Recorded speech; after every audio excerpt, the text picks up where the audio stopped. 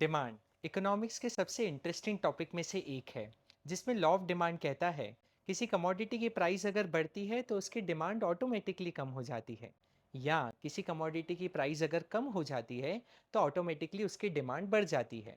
लेकिन आपको पता हो कई ऐसे गुड्स हैं जिन पे ये लॉ एप्लीकेबल नहीं होता, जिनको हम एक्सेप्शंस कहते हैं। तो आइए इसके बारे में देखते हैं कि कौन कौन से एक्सेप्शंस हैं। पहला, जिसको कहते हैं गिफन गुड्स। गिफन गुड्स का मतलब जो बहुत ज़्यादा हाईली इंफीरियर हैं, जिनकी प्राइस जितनी कम होती है उतनी ही उनकी डिमांड भी कम होती है। सेकंड, जो गुड्स होते हैं जिनको हम हैबिचुअल गुड्स कहते हैं। अगर किसी को किसी चीज़ की हैबिट है जैसे अल्कोहल की, तो उनकी प्राइस अगर आप बढ़ा देंगे तो भी वो उसको हैबिचुअल गुड्स को उतनी ही ज़्यादा डिमांड करेगा। तीसरे जो गुड्स होते हैं उनको हम स्पेकुलेटिव गुड्स कहते हैं, जिन्हें लगता है कि अगर प्राइस फ्यूचर में बढ़ जाएगी तो कंज्यूमर आज उसको बहुत ज़्यादा डिमांड करता है। जैसे आपको अगर पता चल जाए कि पेट्रोल की प्राइस कल से बढ़ जाएगी, तो शायद आज आप फुल टैंक कराने चले जाएंगे।